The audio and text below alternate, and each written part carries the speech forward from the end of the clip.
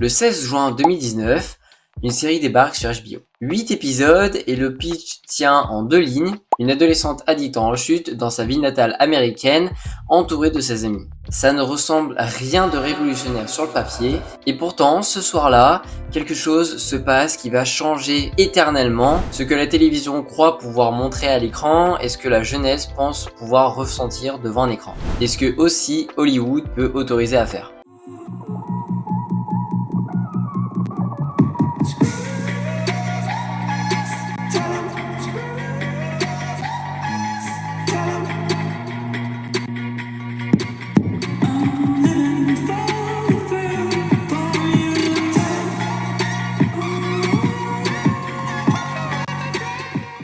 Euphoria devient immédiatement un phénomène. Pas de la façon normale dont quelque chose devient populaire. Non, là c'est différent, la série s'étend sur plusieurs fronts simultanément, comme si elle avait été conçue par un algorithme pour saturer chaque recoin de la planète. Personnellement, c'est une de mes séries aujourd'hui préférées, peut-être la meilleure, mais ça se débat. Sur TikTok, alors qu'il est en train d'exploser Instagram et de devenir numéro 1, c'est numéro 1 tendance pendant des semaines. Des tutoriels maquillage qui imitent un des personnages, des edits vidéo des scènes les plus intenses comme les plus mélancoliques, des analyses de symbolisme, des tributes, des fans qui se filment en train de regarder un plein d'épisodes et justement de réagir en même temps.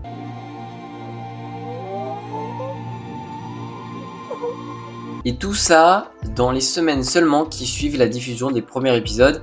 Je parle pas de mois, mais en semaines. Et au centre de tout ça, on a quand même le maquillage. Daniela Davy est la chef maquilleuse de la série. Une femme qui, avant de travailler sur Euphoria, avait travaillé sur le film Moonlight. Et son approche de la beauté dans Euphoria est révolutionnaire dans son intention. Ne jamais utiliser le maquillage pour embellir les personnages, mais pour révéler qui ils sont. Drogués, épuisés, cernés, brisés à un ton terne, des yeux qui semblent avoir vu trop de choses trop tôt. Par exemple, Jules a des couleurs explosives, vraiment électriques, des couleurs électriques qui expriment sa liberté intérieure autant que sa fragilité. Et dans une interview, Davy dira: la plupart de mon inspiration venait de ce que les gamins font en ce moment. Je crois que cette génération Z invente un nouveau langage de l'expression de soi à travers le maquillage. Ils sont tellement courageux, tellement audacieux dans leurs choix que je suis tombée amoureuse de ce que je voyais sur Instagram. Et la réponse est immédiate et massive. Des milliers de marques de cosmétiques voient leurs produits en rupture de stock juste à cause d'Euphoria. Des milliers d'ados les commandent pour reproduire les looks de la série.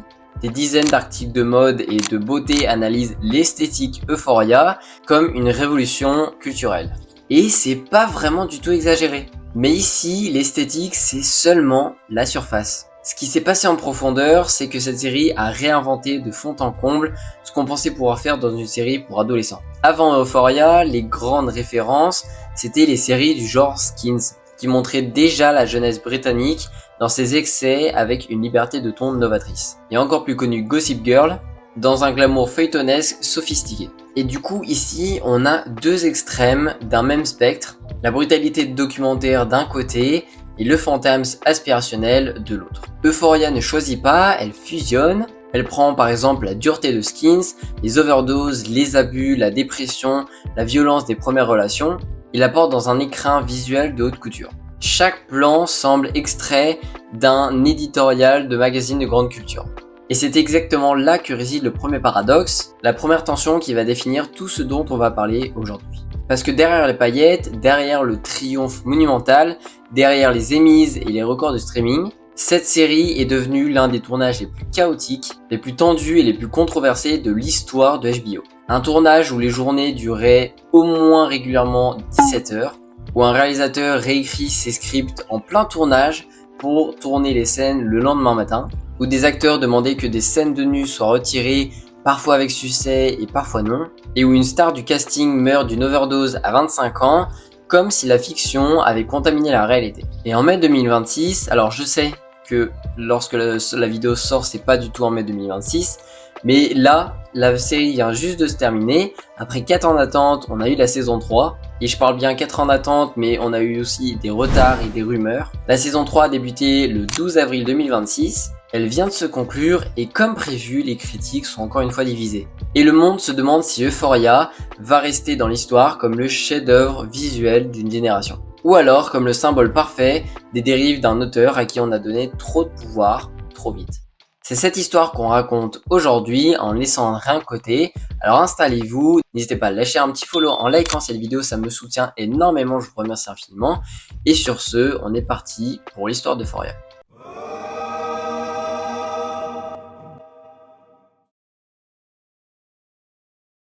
Commençons par un fait qui aujourd'hui surprend encore des millions de fans d'Euphoria. Euphoria n'est pas du tout une création originale, et c'est en fait une adaptation d'une mini-série israélienne. En 2012, la chaîne câblée israélienne Hot 3 diffuse une série de 10 épisodes intitulée Euphoria. Créée par Ron Lessem et Daphna Levin, la série explore les mêmes territoires thématiques que la version américaine qui suivra, c'est-à-dire la drogue, la dépression, la violence domestique et la sexualité adolescente. Elle est inspirée d'un fait divers réel, le meurtre d'un adolescent de 18 ans nommé Raanan Levi en 2004 à Tel Aviv.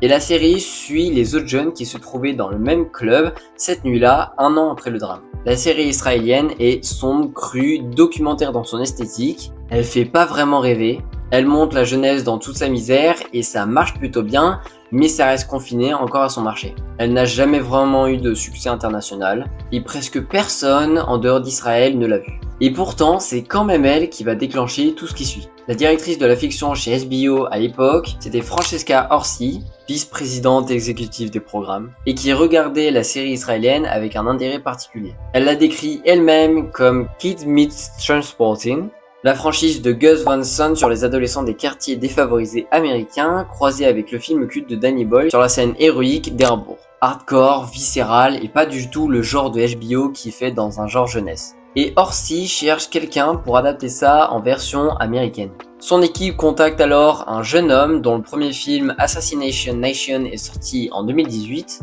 qui avait polarisé les critiques mais avait imposé une esthétique visuelle reconnaissable entre toutes. Et ce jeune homme s'appelle Sam Levinson.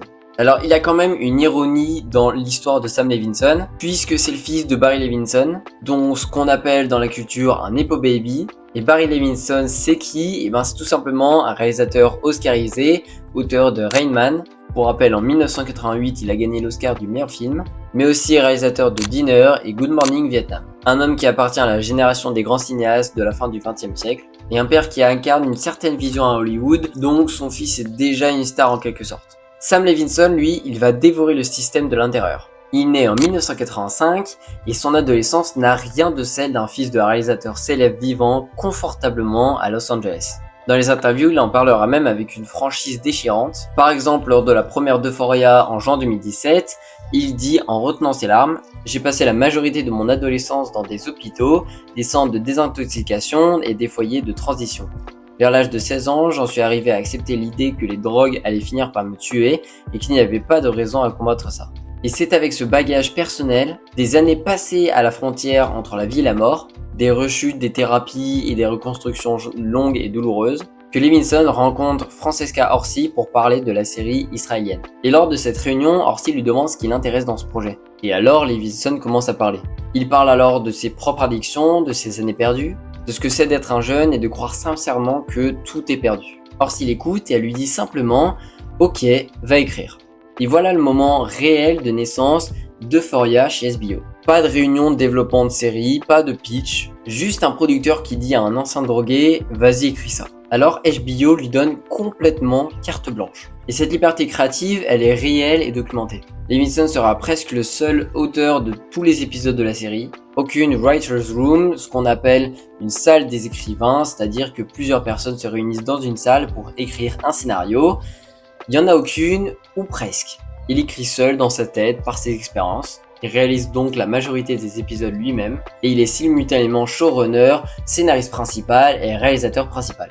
C'est un modèle de production qui n'hésite pas vraiment sur une série de cette ampleur. Et c'est ce modèle qui va donner à la série sa cohérence artistique extraordinaire, mais aussi causer ses pires problèmes de production. Mais on y reviendra plus tard dans la vidéo. Parmi toutes les décisions brillantes que Levinson a prises dans cette série, le casting est peut-être la plus importante. Non pas parce qu'il a engagé juste des stars, et c'est même le contraire, il a engagé presque que des personnes inconnues qui sont devenues des stars grâce à Euphoria des années après. Zendaya est la seule à entrer dans la série avec un seul vrai capital de notoriété. Elle a 22 ans au moment du tournage de la saison 1. Elle vient du monde de Disney, donc Shake It Up, puis Casey Undercover, et d'une présence remarquée dans Spider-Man Homecoming, sorti en 2017. Elle est star de la jeunesse américaine, présente sur tous les magazines, avec un sens de l'image et du style qui font d'elle l'une des personnalités les plus suivies de sa génération. Mais Rue Bennett, ah oui, et je précise que si je prononce le nom de personnage en VO, c'est normal parce que j'ai regardé en VO. Donc si vous voyez pas trop de quoi je parle, faites le rapport un petit peu, ce sera pas compliqué. Par exemple, Roux, peut-être en français c'est Rue, ou Jules, c'est peut-être Jules en français. Donc voilà, petit aparté.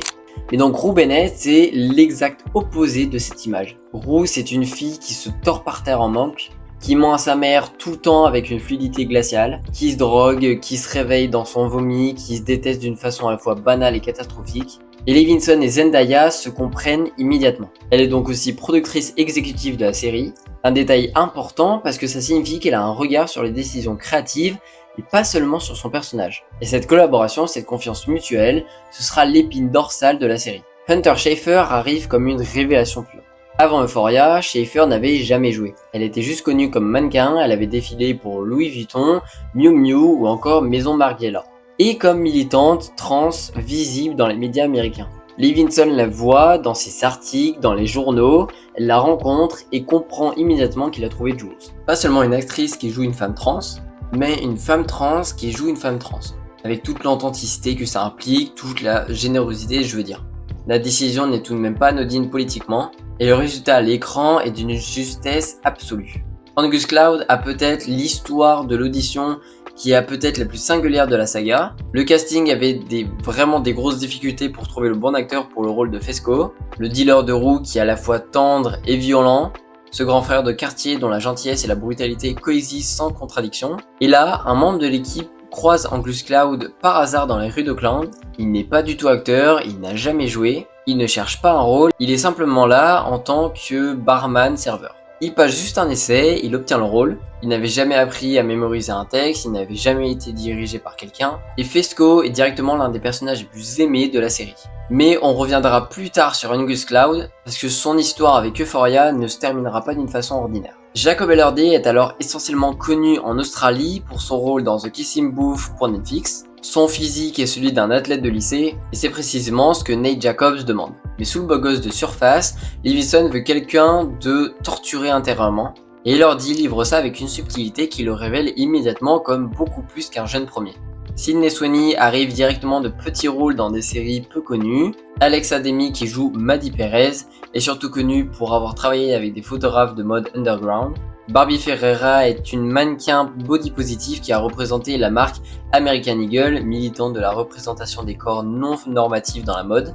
Et Maud Apatow, la fille du cinéaste Judd Apatow et de l'actrice Liz Liman, fait ses premières armes sérieuses à la caméra. Et productivement, perché au-dessus de tout ça, on a Drake. Oui, je parle exactement de Drake, l'artiste super connu, né Aubrey Graham, ex-acteur de Degrassi The Next Generation, il est producteur exécutif de la série. Sa maison de production Dream Crew est impliquée dans le projet depuis le début de la série, et son implication concrète dans les décisions créatives reste floue, mais sa présence comme parrain symbolique de la série reste réelle. Et elle dit quand même quelque chose sur ce que Levinson et HBO voulaient construire. Pas une série de prestige pour les critiques de 40 ans pour le New York Times, mais quelque chose qui touche directement la culture jeune contemporaine, et qui circule dans les mêmes espaces qu'un album de rap. La saison 1 de Euphoria commence le 16 juin 2019 et se termine le 4 août avec 8 épisodes totaux.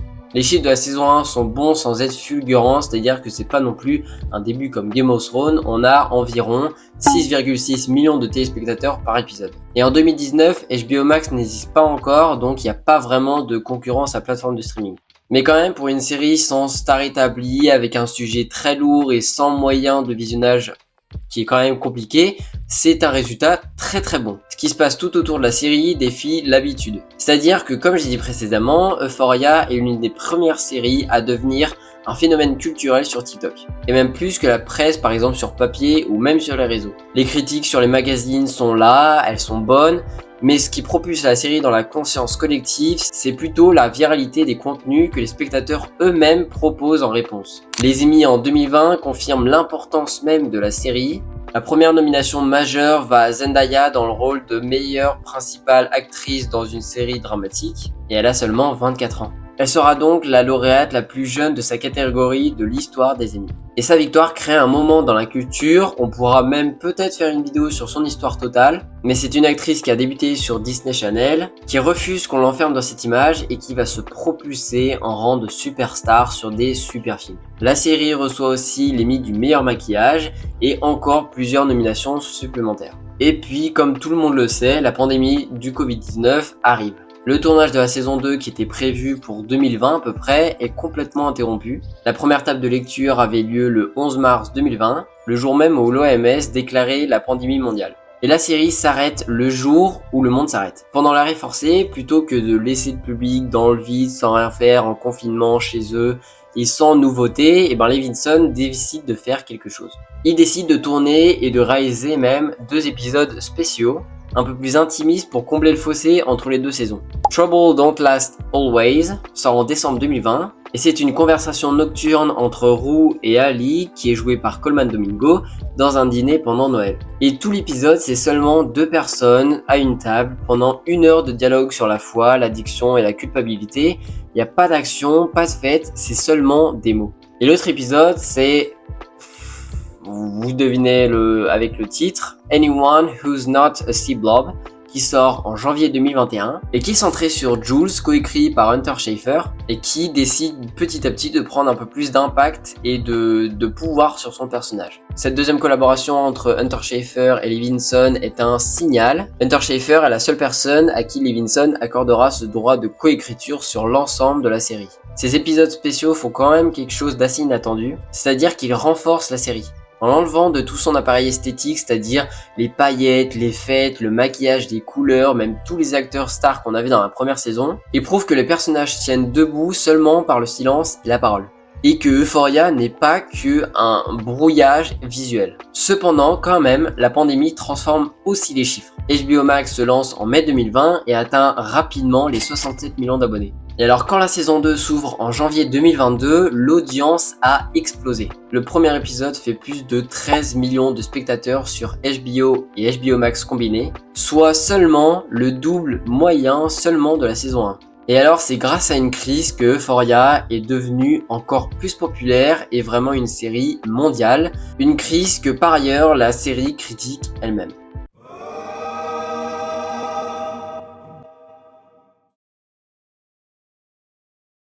Pour comprendre ce que Euphoria fait visuellement à l'industrie de la télévision, il faut comprendre ce que les autres séries font également visuellement. La règle non écrite de la télévision, même premium, même sur HBO. C'est une certaine efficacité fonctionnelle de la mise en scène. La caméra est là pour être invisible, pour montrer ce qui se passe sans qu'on remarque comment elle le montre. Par exemple, un champ contre champ, un désert, un plan large ou encore une réaction. Et le spectateur suit l'histoire sans vraiment penser à la caméra. Et alors Sam Levinson et son directeur de la photographie Marcel Reeve ont décidé de faire exactement l'inverse. Marcel Reeve est hongrois, il a fait ses armes sur des films d'art et essais européens, notamment des productions qui explorent les traumas d'adolescents avec une rigueur formelle et une distanciation quasi bruxelloise. Levinson va le découvrir, il le rencontre et selon ses propres mots, il est devenu mon collaborateur le plus proche en production. Alors ensemble, ils développent un langage visuel qui n'existe nulle part encore dans la télévision. La caméra dans Euphoria est en mouvement permanent, une caméra qui semble chercher quelque chose, qui tourne autour de ses personnages comme si elle essayait de comprendre entre guillemets ses personnages. Des mouvements de grue complexes dans des espaces étroits, des plans séquences, pas vraiment de coupures parfois, mais surtout les miroirs. Et la série est obsédée par les reflets. Des dizaines de scènes se déroulent dans des salles de bain avec miroirs ou dans des espaces où les personnages se regardent en train de se regarder. Et Reeve expliquera dans une interview pour American Cinematographer que la majorité de ces miroirs ne sont pas en réalité des miroirs, c'est plutôt des fenêtres. Des fenêtres utilisées comme des miroirs avec une lumière gérée des 2 côtés pour créer le reflet voulu. Reeve va expliquer, il faut concevoir l'intérieur entier en avance autour de ça, on doit prévoir la taille de la fenêtre, la longueur du mur, puis bloquer la caméra en synchronisation avec les mouvements des acteurs et de leur doublure.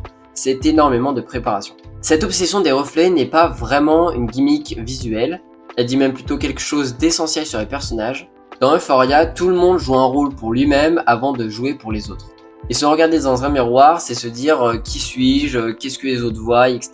Et on sait, la question identitaire dans la série est centrale et la caméra le pose à chaque plan. Pour la saison 1, Rev et Levinson tournent en numérique. Des caméras Arri Alexa 65 couplées à des optiques Arri Prime DNA. C'est le matériel haut de gamme du cinéma numérique.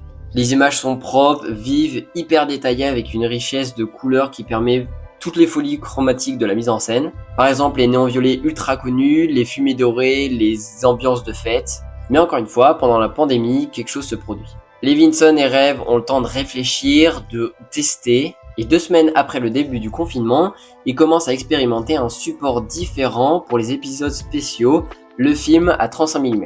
Leur constat est simple mais aussi révélateur. En passant au film, les images perdent leur perfection numérique. Elles gagnent du grain, des imperfections, une texture même. Et cette imperfection va dire quelque chose de juste sur les personnages qui ne sont pas du tout des gens parfaits, des souvenirs fragmentés et pas des icônes cristallisées dans une définition sans défaut. Alors pour la saison 2, ils décident de franchir le pas complètement. Toute la saison sera tournée en 35 mm, mais pas non plus n'importe quel 35 mm. Levinson appelle Kodak, il demande s'il est possible de produire suffisamment d'Ektachrome 5294, une pellicule à inversion que Kodak venait tout juste de relancer après des années d'arrêt pour tourner seulement une série entière. C'est une décision hors norme dans le cinéma et même encore plus dans les séries. Parce que surtout, l'Ektachrome est utilisé plus en photographie qu'en cinéma et en quantité anecdotique. Mais Kodak dit oui. L'entreprise convertit une partie de sa chaîne de production pour fournir suffisamment de stock à Euphoria. Mais on peut se demander quand même pourquoi choisir l'Ektachrome. Rev explique alors, c'est un stock à inversion, on le développe d'une façon spéciale qui crée une variété vraiment étrange de couleurs et de contrastes. Nous en avons tourné environ 50% de la saison avec ce stock. Combiné à nos objectifs et à notre façon d'éclairer, ça a créé l'effet le plus proche de ce qu'on cherchait. Et ce qu'ils cherchaient, c'est ça. La saison 1 était très dans l'instant, avec une sensation de présent, mais la saison 2 devrait ressembler à un souvenir du lycée, quelque chose de plus fragmenté, de fracturé, comme un écho de quelque chose. Et Rev décrit aussi les complications techniques avec ce nouvel outil sur le tournage. C'est une image vraiment peu flatteuse sur le moment, comme une mauvaise sitcom, mais quand tu la développes, elle a un beau contraste et elle tombe bien. Tu as une idée de comment ça va finir par ressembler d'après les tests, mais tu ne sais jamais à 100%. Et c'est une métaphore parfaite pour la méthode Levinson en général. Avancer en permanence dans l'incertitude en faisant confiance à l'instinct. Mais les résultats sont parfois brillants, mais aussi problématiques. Le résultat visuel de la saison 2 est vraiment reconnaissable, plus brûlé, plus contrasté, plus mélancolique que la saison 1, et la palette des couleurs est vraiment différente, par exemple le grain est présent, et même paradoxalement, ces images coûteuses et élaborées ressemblent à des images même personnelles, comme des photos faites par quelqu'un qui vous aimait. Et c'est ici qu'on doit aborder la question inconfortable. La question que beaucoup d'analystes d'Euphoria évitent parce qu'elle est difficile à poser sans avoir l'air de condamner la série ou de tomber dans la controverse. Est-ce que Euphoria glamourise ce qu'elle prétend critiquer ? Le débat est réel et dure depuis le premier épisode. Des groupes de parents américains ont protesté dès 2019, criant que la série rendait la drogue attrayante plutôt que repoussante. La Parents Television and Media Council a formellement dénoncé la série, en particulier pour la représentation de la consommation de drogue chez les mineurs. De l'autre côté du spectre, des experts en addiction et en santé mentale ont salué la série pour sa représentation honnête et non moralisatrice de la spirale addictive. Mais la critique la plus intéressante vient d'ailleurs.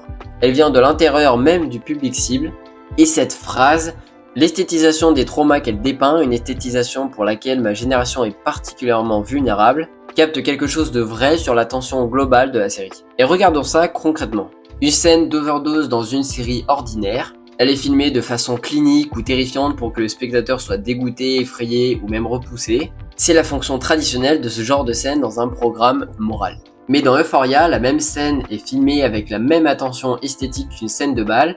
Les lumières sont belles, la musique de Labrance monte comme une marée, les gestes des personnages ont une chorégraphie involontaire, et là tu te retrouves dans la situation contradictoire d'être physiquement angoissé, parce que tu vois, et hypnotisé par la façon dont c'est montré. Est-ce que ça veut dire que la série dit que la drogue est incroyable ? Vraiment pas. Est-ce que ça veut dire que les spectateurs peuvent recevoir un message ambigu? Un peu quand même. Et les études qui ont suivi le succès ont montré que certains adolescents ont effectivement intégré une forme de romantisme autour des comportements représentés. Sam Levinson lui-même ne s'en cache pas. Il a dit à plusieurs reprises que la série ne prétend pas être une campagne anti-drogue. Il raconte ce qu'il a vécu, et ce qu'il a vécu, c'est parfois aussi beau dans l'addiction. Parce que cette addiction, cette destruction, elle a une esthétique. Et la nier serait quand même mentir. Et le problème, ou la force selon le point de vue, c'est que les images de la série ont une vie propre, complètement détachée du contexte narratif. Sur TikTok, une scène d'Euphoria peut être remontée sans son avant ou sans son après. Elle peut devenir une esthétique indépendamment de ce qu'elle dit dans la série. Et là, la beauté visuelle ne transporte plus le sens critique, elle devient seulement de la beauté. Et on en reparle, Donella Davy, la chef maquilleuse, aborde ça avec une honnêteté désarmante. Quand on lui demande si elle a eu peur que son travail soit mal interprété, elle répond que c'était un risque assumé. Les personnages avaient besoin d'exprimer quelque chose de vrai sur qui ils étaient. La beauté du maquillage de Jules n'est pas là pour dire que Jules est heureux, elle est plutôt là pour montrer l'armure derrière laquelle Jules se cache. C'est de la psychologie exprimée visuellement, pas de la publicité pour un style de vie. Mais cette armure ressemble plutôt à un accessoire de mode. Et des milliers de tutoriels sur TikTok te montrent comment la faire chez toi. On ne peut pas parler de l'esthétique d'Euphoria sans sa musique. Et son compositeur principal mérite une vidéo entière à lui seul. Labyrinth, de son vrai nom Timothy Lee Mackenzie, musicien, producteur et compositeur britannique, est contacté par Sam Levinson dès le développement de la série. Les deux hommes partagent quelque chose d'essentiel, une conception émotionnelle de la musique comme vecteur direct de l'inconscient, pas de la musique illustrative, descriptive qui dit au spectateur quoi ressentir, mais plus de la musique qui installe un état émotionnel avant que les images arrivent. La partition d'Euphoria est orchestrale, mais avec des éléments électroniques qui la situent dans l'ère contemporaine. Elle n'a pas d'époque, elle pourrait être sortie en 1980 ou même en 2030, et c'est précisément ce qui lui donne sa puissance. Elle est ancrée dans l'universel de la douleur adolescente et plutôt pas dans une mode musicale passagère. La relation entre Labyrinth et Levinson est l'une des plus organiques de la série entière. Levinson envoie à Labyrinth des scripts, des humeurs et des ambiances, et lui compose. Ils s'ajustent ensemble et souvent la musique influence le montage plutôt que de lui obéir. Des scènes entières ont été rééditées pour suivre une ligne musicale plutôt que le contraire. Et par exemple, All For Us, ma musique préférée de tout Euphoria, la chanson finale de la saison 1, la grande séquence du carnaval, est peut-être la pièce musicale la plus emblématique de la série, où même Zendaya chante dedans. Et la façon dont cette chanson monte, se déploie, envahit la séquence et l'emporte avec elle est un des moments de télévision les plus formellement ambitieux de la décennie 2010.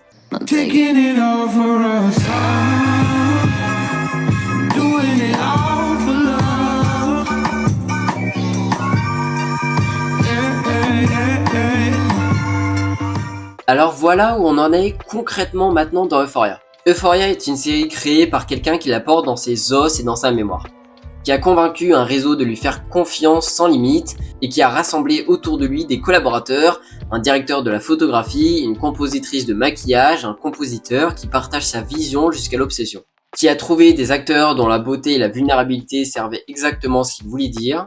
Et le résultat, c'est une série où l'art formel est au service de quelque chose d'authentiquement douloureux, où la beauté des images n'est pas un décor mais du langage, et où chaque choix artistique dit quelque chose sur les personnages et sur le monde extérieur. Mais ce résultat a quand même un prix, et ce prix, tout le monde sur le plateau va le payer d'une façon ou d'une autre. Parce qu'un créateur qui fonctionne avec sa propre intuition, sans contrepoids, sans système de correction, sans writer's room pour corriger les problèmes, c'est un créateur qui peut produire du génie. Mais c'est un créateur qui peut aussi, quand la pression monte beaucoup trop, créer du chaos.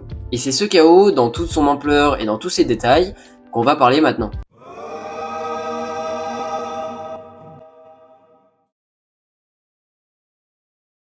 On est en janvier 2022 et la saison 2 d'Euphoria arrive à sa diffusion. Elle est vraiment énormément attendue, comme peu de séries à l'époque ont été attendues. Presque 3 ans se sont écoulés depuis la saison 1 et environ 2 ans et demi depuis la pandémie. 13,1 millions de spectateurs pour le premier épisode seulement. Le record de la saison 1 a été pulvérisé. Mais derrière cet enthousiasme public, une autre histoire commence à prendre place. D'abord en murmure sur les réseaux sociaux, puis ensuite sur des gros articles presse comme The Hollywood Reporter. Ce que ces sources racontent, c'est que le tournage de la saison 2 a été vécu comme catastrophique. et comme les membres de l'équipe du tournage n'ont vraiment pas envie d'y revivre. L'un des problèmes les plus structurels de la saison 2 et de son tournage tiennent à Sam Levinson. En production normale, un réalisateur arrive sur le plateau avec une shortlist. Une liste prévue et planifiée de chaque plan qui doit être tourné dans la journée. C'est un document technique qui permet à toute l'équipe de préparer le son, les lumières, les décors, etc. Et la shortlist, c'est un petit peu le plan de bataille de toute la journée. Donc sans shortlist, il n'y a pas du tout de structure. Et sans structure, on n'a pas vraiment de journée prévisible. Alors comme vous devez vous en douter, Sam Levinson venait rarement au plateau avec une shortlist. Plusieurs sources techniques du tournage ont rapporté à Daily Beast, par exemple, comme presse, que les journées pouvaient durer de 15 à 17 heures. L'équipe ne savait jamais à quelle heure elle pouvait rentrer chez elle. Parfois, des séquences entières étaient réécrites ou ajoutées en fin de journée, lorsque Levinson, par exemple, avait une nouvelle idée de tournage en fin de journée. La scène du réveillon du Nouvel An qui ouvre la saison 2 en est l'exemple le plus documenté. Une fête de lycée massive avec des centaines de figurants et un décor assez gigantesque. Pour des raisons esthétiques, ça se tourne la nuit, la lumière artificielle avec le chaos contrôlé des fêtes, mais la scène ne pouvait se tourner qu'après le coucher du soleil. Ce qui signifiait des débuts de tournage à 18 h et du travail toute la nuit. Pour Maud Apatow, qui est la fille du cinéaste Judd Apatow, l'a dit sans retour dans une interview. On tournait toute la nuit, on commençait à 18 h, on allait jusqu'à ce que le soleil se lève vers 5 h du matin et on était tellement épuisés. La scène du réveillon, tournée uniquement en nuit, s'est étalée sur un tournage d'environ plus d'une semaine. Pour les acteurs, cette fatigue avait vraiment une dimension assez particulière aussi. Ils devaient jouer eux-mêmes des personnages drogués, épuisés et à bout. Et dans un sens, l'épuisement réel nourrissait le jeu, mais à quel prix ? Un représentant syndical a été envoyé sur le plateau à un moment pour vérifier que les règles du syndicat des acteurs, notamment les temps de repos obligatoires entre les prises, étaient respectées. C'est une mesure exceptionnelle réservée au tournage dont la réputation du surmenage a atteint les oreilles des instances professionnelles. Et parmi tous les événements de coulisses de la saison 2, un seul concentre à lui seul tout ce que la production a d'ambigu, c'est l'histoire de Barbie Ferreira et de son départ de la série. Ferreira joue Kat Hernandez depuis le premier épisode de la saison 1. Son personnage est une des plus appréciées par les fans, une adolescente en quête d'identité qui passe d'une image de bonne fille réprimée à une femme qui s'approprie sa sexualité et son corps avec une confiance qui lui coûte aussi les choses. Le personnage de Kat était un espace de représentation sur l'écran, pour une certaine façon d'être une fille, soit ni parfaitement belle selon les standards dominants, ni réduite à son malaise dans son corps. Et dans la saison 2, Kat disparaît mystérieusement. Elle est dans des scènes, mais elle ne fait absolument rien. Ses storylines semblent complètement tronquées. Tous ces moments à l'écran sont réduits à des apparitions et ce que la saison 1 avait préparé pour ce personnage sont réduits à néant. La rumeur commence à circuler en 2022 sur le compte Instagram de 2 mois, une plateforme de gossip anonyme très suivie dans le milieu de l'entertainment américain, et une source non identifiée ont affirmé que Levinson et Ferreira ont eu des tensions assez particulières, et que Ferreira aurait quitté le plateau après un désaccord créatif. Selon les versions qui circuleront ensuite, recoupées par plusieurs sources proches de la production, le désaccord portait sur le personnage de Kat. Forcément. Levinson aurait voulu explorer un arc sur les troubles alimentaires, et Ferreira, qui est depuis des années militante de l'espace body positive, aurait complètement refusé. Elle se serait sentie instrumentalisée dans un scénario qu'elle n'aurait pas totalement validé. Après, Ferreira n'a jamais confirmé ces détails précis, et quand on lui pose des questions directement, elle répond avec des formulations assez explicites. Elle dit par exemple « Beaucoup de ces affirmations sont fausses ». Elle nie même avoir quitté le plateau en coup d'éclat. Ce qui est documenté avec plus de certitude par le Daily Beast, c'est que Ferreira a glissé et s'est foulé la cheville lors du tournage d'une scène en jacuzzi. Et au moins une de ces scènes a été coupée au montage sans explication. Le résultat final est donc clair ici dans cette saison 2, Kat est là physiquement mais narrativement effacée. C'est une des décisions de la saison 2 les plus remarquées par les fans et les plus détestées aussi. En août 2022, Barbie Ferreira annonce son départ de la série sur son Instagram, avec une formule assez touchante. Après 4 ans à jouer Kat, il est temps pour moi de lui dire au revoir les larmes aux yeux et de continuer. J'ai tellement aimé jouer ce personnage. Et ce n'est que 4 ans plus tard, en avril 2026, que Ferreira s'exprimera de façon un peu plus directe dans une interview pour Variety. Elle y explique que les 9 mois habituels qu'un tournage d'Euphoria demandait l'empêchaient de travailler sur d'autres projets. Et que si elle n'était pas vraiment utilisée comme actrice dans la série, elle ne pouvait pas se permettre de rester bloquée. Je n'ai pas besoin d'être dans la plus grande série du monde si je joue pas vraiment. Je préfère faire un film indépendant où je m'exprime vraiment.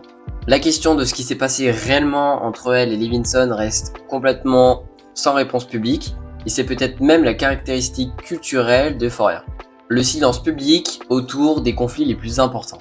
L'affaire Ferreira n'est pas la seule à avoir révélé les tensions entre la créateur de la série et ses actrices. Et celle dont on va parler maintenant est l'une des plus touchantes puisqu'elle aborde maintenant le corps.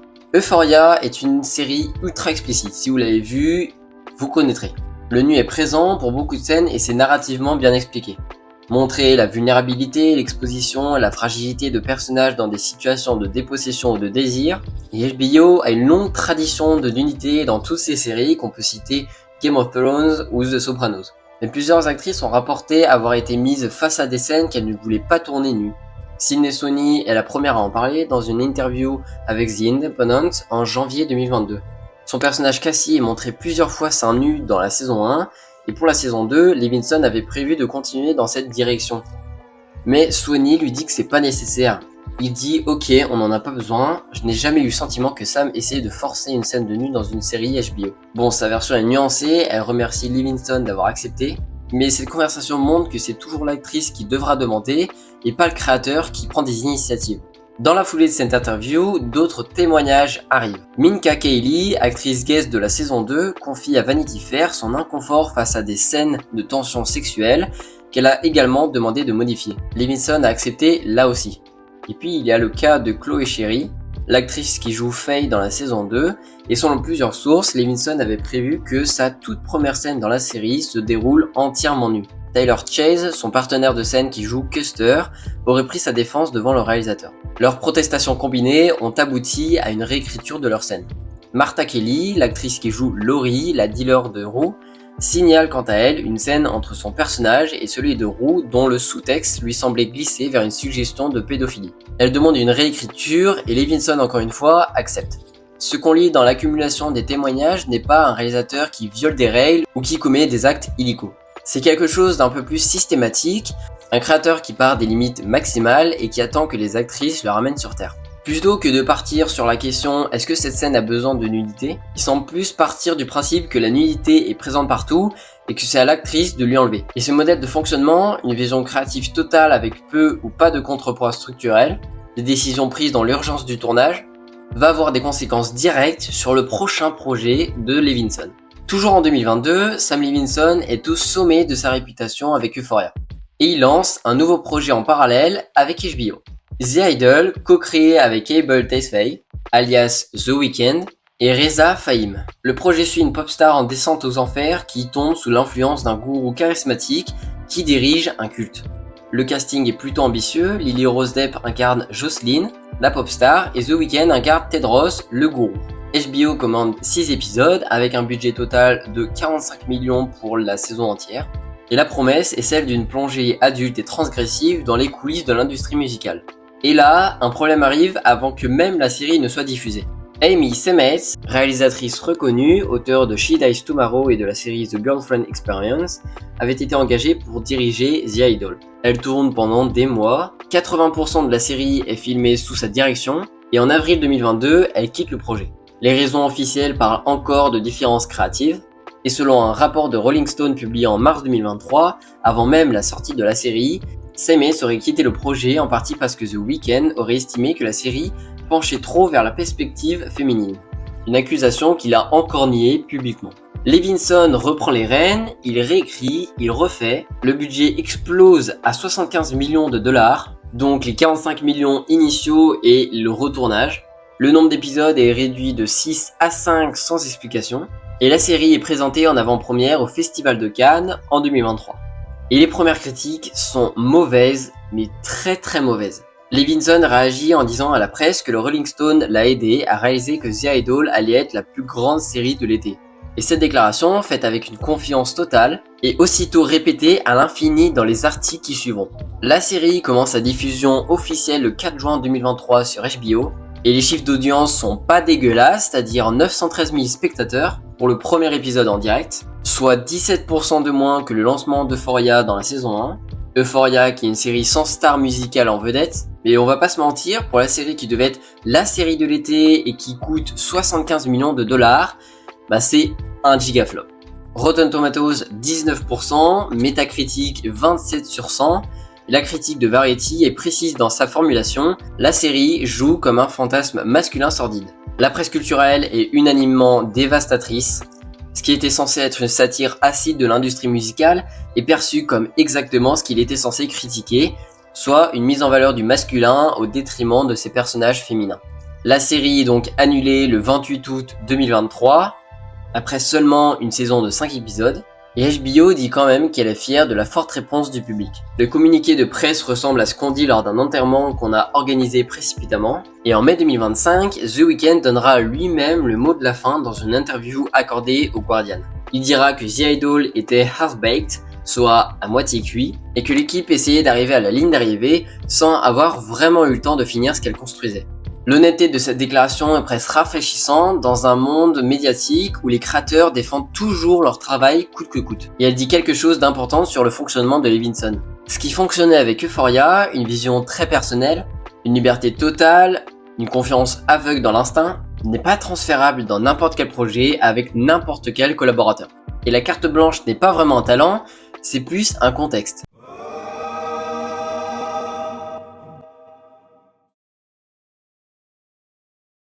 L'année 2023 aurait dû être celle de la saison 3 d'Euphoria.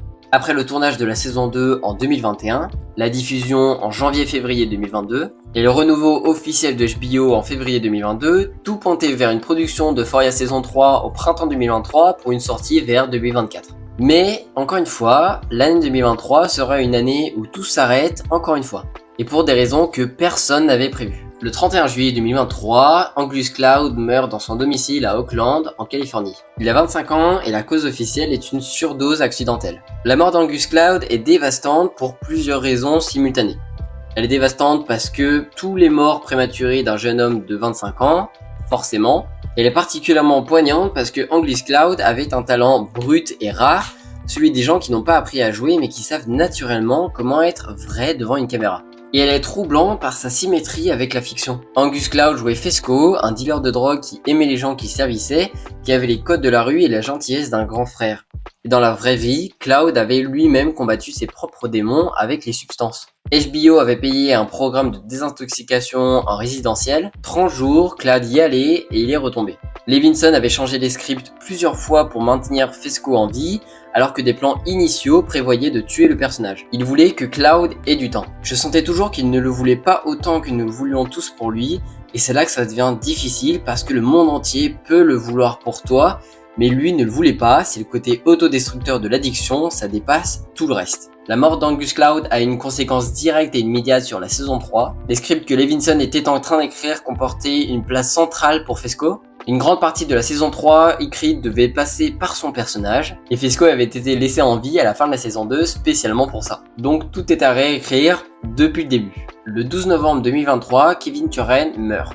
Il a 44 ans, c'était le producteur exécutif de la série depuis le début. Il a cofondé Little Lum Production avec Sam et Ashley Levinson en 2018, la société de production qui porte tous leurs projets en commun. Il a également produit The Idol, les films de T. West, The Unbearable Weight of Massive Talent, et c'est l'homme dans l'ombre qui rend les films de Levinson possibles. Les circonstances de sa mort sont à la fois tragiques et terriblement banales dans leur horreur quotidienne. Il conduisait seulement sa Tesla sur une autoroute californienne, avec son fils de 10 ans sur le siège passager, en revenant d'un tournoi de tennis. Son cœur lâche pendant le trajet, la Tesla était en mode autopilote, son fils a réussi à guider la voiture sur le bord de la route avant d'appeler les secours. Turen est alors mort à l'hôpital. La cause officielle, révélée par le médecin légiste un mois plus tard, c'est une dysfonction cardiaque aiguë et maladie hypertropique du cœur. Kevin laisse derrière lui sa femme Evelina et ses 2 enfants. Son père dira simplement « Kevin était tellement spécial, le monde va manquer de lui ». Pour Euphoria, sa mort est une perte irremplaçable au-delà du vide professionnel. Turen était le contrepoids doux entre Levinson et HBO. Le producteur qui gérait les relations, les timelines, les tensions, et son absence va rendre la production de la saison 3 encore plus longue et plus difficile. Revenons sur la chronologie exacte parce qu'elle définit tout ce que la saison 3 d'Euphoria pouvait ou pas exister. En février 2022, HBO renouvelle officiellement Euphoria pour une saison 3. En mai 2023, la WGA, le syndicat des scénaristes, se met en grève. Toutes les productions américaines qui requièrent du travail d'écriture sont bloquées et Levinson ne peut légalement pas écrire de script. En juillet 2023, la SAG-AFTRA, le syndicat des acteurs, se met également en grève, double blocage, plus d'écriture et plus de tournage. Toujours en juillet 2023, Angus Cloud meurt, les scripts existants, déjà limités par la grève, sont de toute façon à revoir entièrement. En août 2023, The Idol est annulé, Levinson absorbe l'échec le plus public de sa carrière. En novembre 2023, Kevin Turen meurt et les grèves prennent fin, mais la machine de production ne redémarre toujours pas immédiatement. Enfin, en mars 2024, Deadline rapporte que les scripts de la saison 3 sont encore en cours. HBO publie un communiqué qui reconnaît les retards et libère le casting pour poursuivre d'autres opportunités. Une formule qui sonne comme une résiliation douce de contrat, mais qui n'en est pas une. Et là, quelque chose de nouveau commence encore à circuler autour d'Euphoria, la relation tendue entre Levinson et Zendaya. The Hollywood Reporter rapporte qu'en juillet 2024, une source proche de la production affirme que les tensions autour du script sont une question de Zendaya, suggérant que l'actrice productrice aurait rejeté certaines versions du script, repoussant encore la production. Zendaya répond publiquement dans une interview donnée à Vanity Fair en 2024. Je dirais que j'ai été libre pendant quelques années, donc ce n'est pas un retard dû à mon planning, j'ai été disponible et j'attendais. Puis elle ajoute sur la relation créative avec Levinson: je ne suis pas aux commandes, si c'est bien pour le personnage et que tout se passe comme ça devrait, bien sûr, je ferai la saison 3, mais ça me dépasse. En juillet 2024, HBO annonce que la production commencera en janvier 2025. Je suis ravi qu'on soit prêt à commencer la production d'Euphoria en janvier, a dit Francesca Orsi, vice-présidente de la programmation chez HBO. En février 2025, c'est la première confirmation que les caméras tournent vraiment. Et enfin, en avril 2025, 10 jours avant le début du tournage, Eric Dane, qui joue Cal Jacobs depuis la saison 1, révèle publiquement qu'il a été diagnostiqué avec une SLA, la maladie de Lou Gehrig. Dans une déclaration à People, Dane dit: je me sens chanceux de pouvoir continuer à travailler, je me réjouis de reprendre le tournage d'Euphoria la semaine prochaine, et 4 jours après sa déclaration, il commence à tourner ses scènes. Levinson racontera plus tard comment il a géré cette situation. Eric m'a appelé avant qu'on commence et m'a dit qu'il avait été diagnostiqué avec la SLA. On a eu de longues conversations sur la vie, sur ce que ça signifiait, je l'aimais profondément et je lui ai dit: Eric, quelle que soit la forme dans laquelle tu arrives, on va s'en sortir. Il est arrivé et je pouvais sentir qu'il avait une légère altération de sa voix. Et j'ai dit: ne t'inquiète pas, on va juste mettre 5 bouteilles de bière devant toi et le personnage a bu toute la nuit. Et il a dit: parfait. Il s'est présenté chaque jour avec une grâce et une dignité extraordinaires, c'était un grand être humain. Le tournage se déroule de janvier à novembre 2025, 9 mois, et le 19 février 2026, Eric Dane meurt à l'âge de 53 ans. La série lui rend hommage lors de sa première le 12 avril 2026, avec la mention à l'écran comme vous connaissez en hommage à Eric Dane, 1972 à 2026. Alors on est le 12 avril 2026, la saison 3 d'Euphoria commence sa diffusion, la saison finale. Et voilà les chiffres: 8,5 millions de spectateurs mondiaux pour la première, en hausse de 44% par rapport à la saison 2, c'est un nouveau record pour la série, le public était là, et après 4 ans d'attente, après tous les drames, les gens ont voulu voir la fin. La saison a fait le choix d'un saut temporel de 5 ans. Les personnages ont quitté le lycée, Rue est au Mexique, endettée auprès de Laurie la dealeuse, et Jules est en école des beaux-arts à New York, anxieuse sur son avenir de peintre. Casey et Ned se sont mariés en banlieue, Maddie essaie de construire une carrière de manager de talent dans un marché post-Covid, et à travers tout ça, Euphoria parle maintenant de foi, de rédemption et de corruption, les thèmes logiques d'un coming of age qui passe de l'adolescence à l'âge adulte. Les images archivées d'Angus Cloud apparaissent dans l'épisode final, Fisco est présent dans la mémoire des personnages, une façon de ne pas effacer sa trace sans prétendre que le personnage est encore là, et le final, In God We Trust, qui dure 93 minutes, l'épisode le plus long de l'histoire de la série et l'un des épisodes les plus longs de l'histoire de HBO. Rue Bennett meurt. Son arc, commencé en 2019 avec une adolescente en rechute qui pensait que les drogues la tueraient un jour, se termine par cette mort. C'est une conclusion cohérente avec ce que la série avait promis depuis son premier épisode. La réception est tout de même très divisée. Chez Rotten Tomatoes, c'est 44% pour la saison 3, alors que les 2 saisons précédentes avaient le label certifié de Rotten Tomatoes Certified Fresh, mais la saison 3 ne l'a pas. Les critiques décrivent une collection fragmentée de storylines inégales qui laissent le casting avec peu de matière à travailler malgré leurs talents individuels. Des personnages entiers semblent être réduits à des apparitions, des arcs narratifs s'ouvrent et se ne referment pas.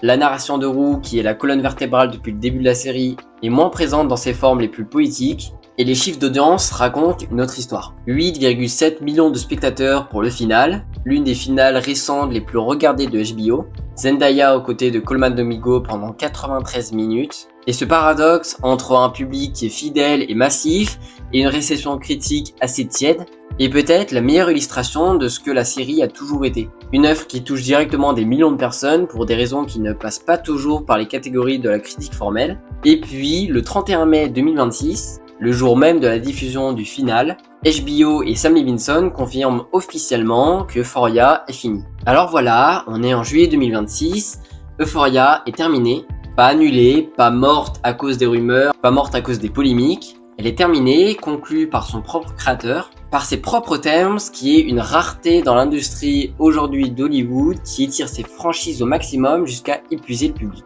Euphoria a changé la télévision, pas par ses thèmes, les séries qui parlent de drogue et d'adolescence existaient déjà avant elle, pas par ses performances d'acteurs seuls, la télévision américaine a une longue histoire de performances remarquables, mais par la façon dont elle a fusionné la forme cinématographique et la narration sérielle, télévisuelle, d'une façon qu'on n'avait pas encore vue à cette échelle et à cette cohérence.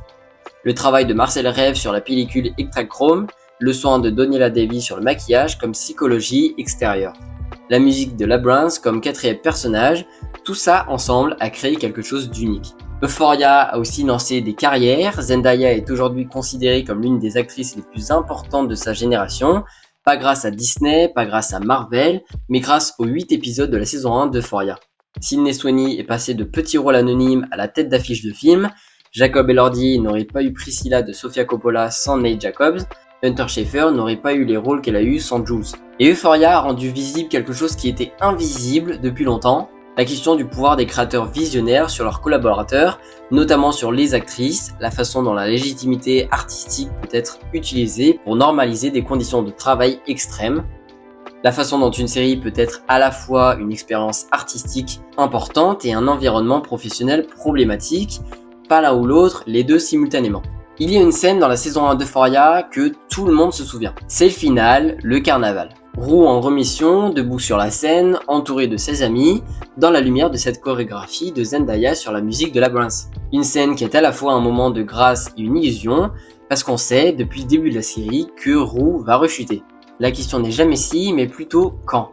Et c'est peut-être là le génie de la série, son honnêteté la plus profonde.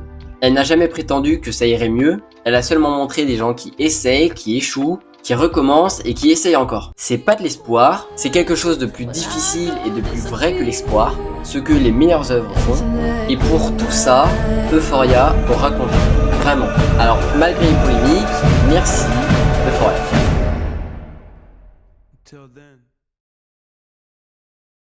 Voilà, c'était l'histoire d'Euphoria de 2019 à 2026. J'espère que cette vidéo vous aura plu. J'étends petit à petit cette collection de l'histoire de petit à petit au moins une fois par mois. J'essaye, attention.